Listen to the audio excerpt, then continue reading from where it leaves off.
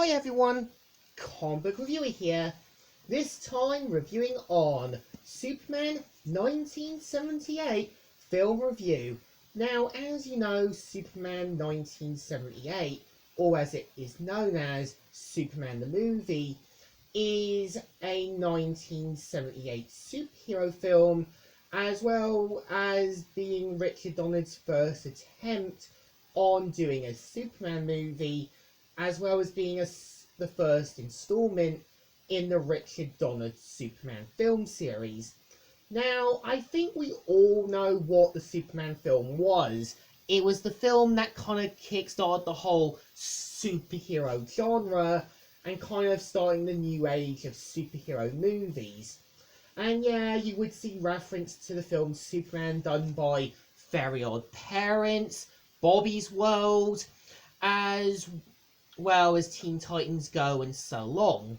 So the premise of the film is meant to follow how Jor-El and his wife Laura send their infant son Kal-El from the doomed planet of Krypton in a special rocket.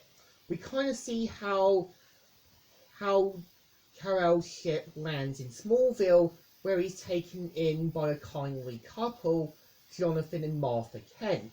We kind of see how after Jonathan dies, Clark journeys out to find out the truth of his origins, and would later kind of find and construct the Fortress of Solitude, and where after kind of studying with the hologram of Jor-El, would journey to Metropolis, where he would become Clark Kent as a news reporter, as well as becoming the defender of Metropolis, known as Superman.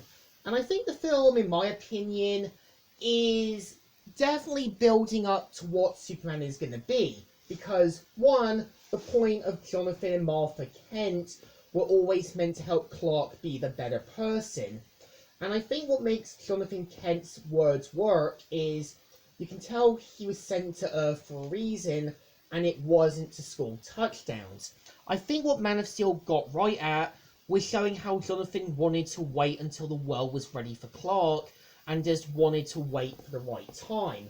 And I think the point of Superman being the kind of superhero in Metropolis is meant to help be what the world needs, an actual Superman. And we kind of see how Lex Luthor and his lackeys Otis and Tess have planned to kind of hijack some missiles, as well as kind of starting a new real estate business. I think the point, I would say, of Lex Luthor in the film, being played by Gene Hackman, is meant to be a dark reflection of Superman. Well, Clark was meant to realise that he was sent for a reason to help humanity. Lex is meant to kind of be a dark reflection of what Superman would have become if he never used his powers the right way. And we kind of see how Lex is meant to be this evil genius as well as a businessman who basically used his gifts for the wrong reasons. And I think Gene Hackman does a great job as Lex Luthor. He's conniving, basically knows what to use for his advantages, and I think really does a great job as Lex Luthor. I also kind of think, I think the later half of the film, having Superman do other stuff around Metropolis, is building to things, but it feels generic. And I think they could have done more of it with Lois Lane, like maybe have Lois having doubts about Superman being the right hero for the people, and maybe have it that Clark has doubts about Lois kind of not being the best reporter, and maybe having a certain dislike for each other.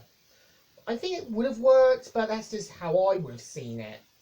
I think as well what Superman 1978 gets right at is Jor-El's words. The son becomes the father becomes the son. The only difference I would say from the words is Clark never really became Jor-El. It was Jonathan Kent. I think the point of Jonathan Kent was always meant to help Clark be the better person and always saw his potential. And the point of Clark was meant to be almost similar to Jonathan Kent, always trying to do the right things, being able to give back, and helping the world be what it was supposed to be. And in the end,